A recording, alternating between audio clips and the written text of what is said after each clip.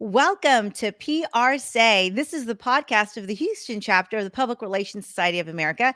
I'm your show host, Veronica Sopher with Veronica v. Sopher Public Relations, and I have the pleasure of bringing to you every week some phenomenal PRSA Houston chapter members.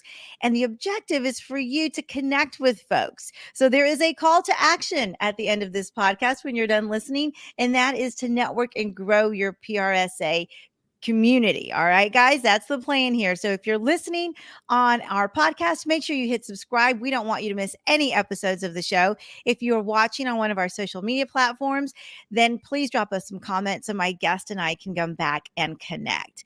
So with that, we'll go ahead and get our show started. We've got our first guest, Mary Beth Bassett, joining us today. Hello, Mary Beth. Hi, how are you?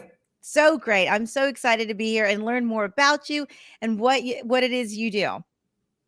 Yes, I am a Senior Public Relations Manager for Visit Galveston, formerly known as the Galveston Convention and Visitors Bureau. But our goal is to promote tourism to the island through building earned media relations. I handle crisis communications.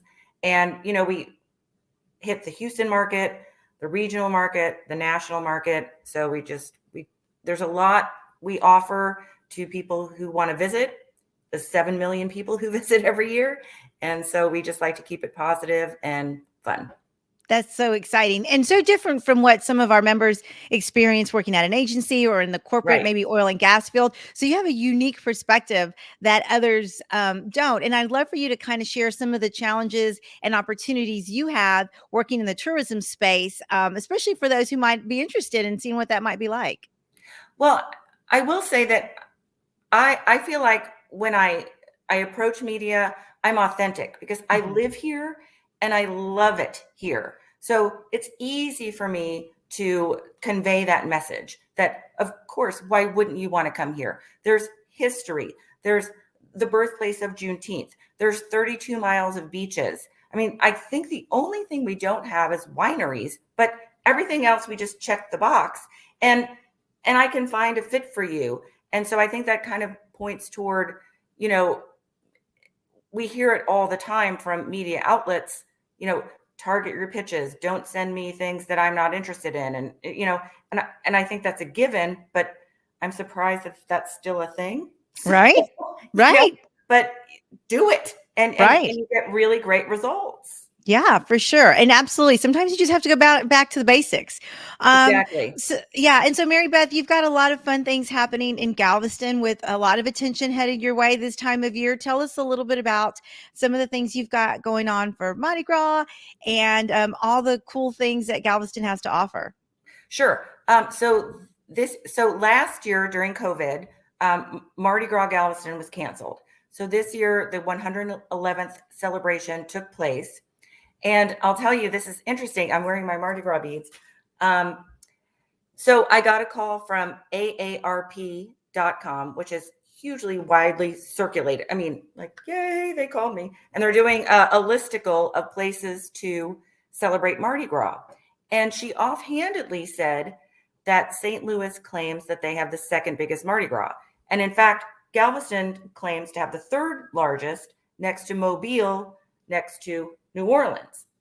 So a St. Louis TV station got a hold of that information and contacted several, 8 destinations where Mardi Gras festivities took place.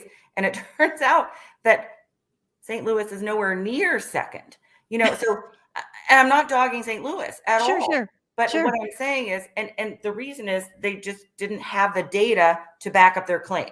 Right. So my point is, I had an economic impact report from 2019. I know, the number of ticketed entries. I know how many people attend parades. I know how many parades happen. And so I just think the value of data is so important when you're making claims, especially, the first, the best, that kind of thing. Yeah. And how has your communications experience helped you in that space? Because a lot of us are in a place where we're making claims or we are trying to share data, but oftentimes that data might be questioned and it might be even challenged. What experiences got you to the place to where you just candidly had an economic plan, impact plan readily available to you? Clearly you had experience that told you this is the kind of information I need to have readily available.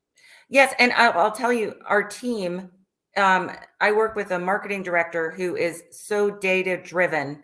It's hurtful. I mean, she lives for it.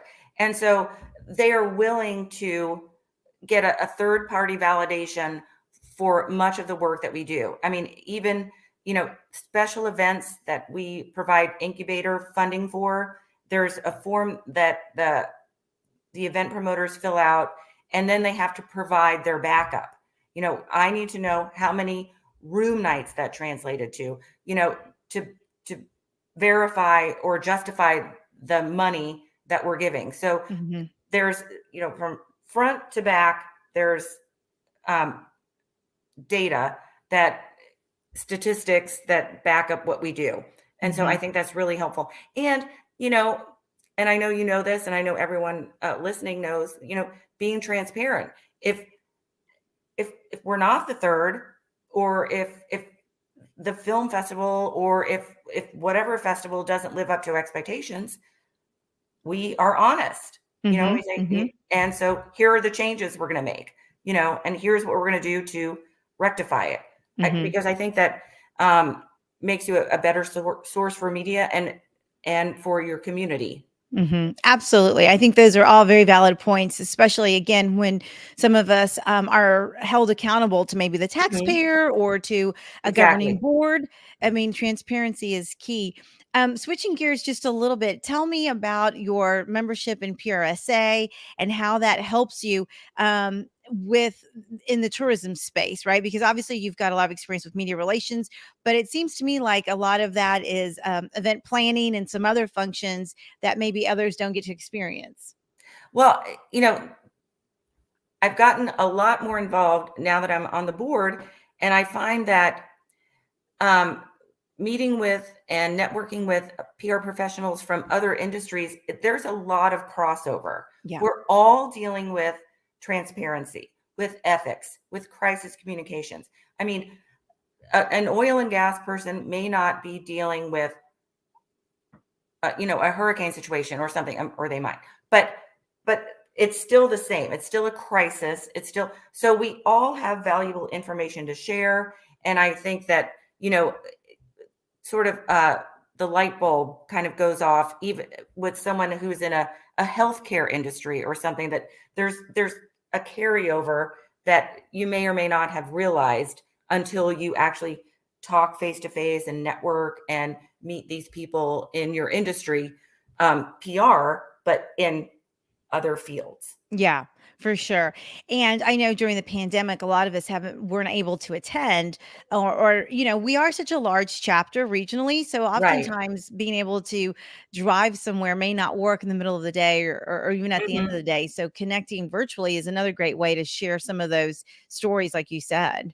Yes, yes. And, even, on a Facebook group or whatever, I have a question, I have a problem, has anyone had experience with an RFP or something like that? So super helpful. Yeah, for sure. So we also have a lot of young members and young professionals in the organization, and we also have a lot of students in our PRSA chapters. What advice would you give for young professionals looking to grow in this space? And how would you recommend they go about learning how to connect and network for jobs? I'm going to be old fashioned, but as far as young people who want to get into PR, I really think the foundation is good writing, Yes. because that's something that you notice right away if it's a skill you don't have. So learn how to write, learn AP style, and then if the networking is obviously very valuable, but you have to have the foundation first. That's my opinion. Yeah, no, I agree. You are preaching to the choir because Okay. I'm now what they call seasoned Oh, and me have too. Yep. Yeah, yeah, and, I've now stepped into that, but I think writing is probably the one skill that, we see the most, uh, challenging part for young professionals to come into this Hmm. space, so I would agree. What parting remarks do you have for us as we wrap up this episode? And I appreciate the story you shared because that's a great reminder about the value of data. Yeah, yeah. Um, I would say that I think as PR professionals, and we talked, before we Mhm. got on, that it's a colleague of mine said something about a thrill of the deadline. Yeah, And but as a PR professional, when a news crew calls and says we're on our way down to Galveston and we need to, you have to be ready. You have to be ready to provide talking points to your spokesperson. You just have to, no day is the same. So if you want a consistency in your day and you want every day to be scheduled, then don't go into PR. agreed. That's the best tip ever. I love that, Mary Beth. So true. How can our members connect with you? Are you on LinkedIn? On what are your Yes, social I'm media? on LinkedIn. Okay. And my email is mbassett@visitgalveston.com. Love it. All right, Mary Beth, you've been fantastic to visit with, and I Thanks. This appreciate is the fun. time. All right. Thanks, Veronica. All right, folks, make sure you connect with Mary Beth. She's got some great resources, and she's someone you definitely want to connect with, especially if you're interested in the tourism space and learning and seeing what that's about. I hope you enjoyed this episode of PRSay. This is the Houston chapter podcast of the Public Relations Society of America. I'm your show host, Veronica Sopher, with Veronica V. Sopher Public Relations, and I hope to connect with you in person soon.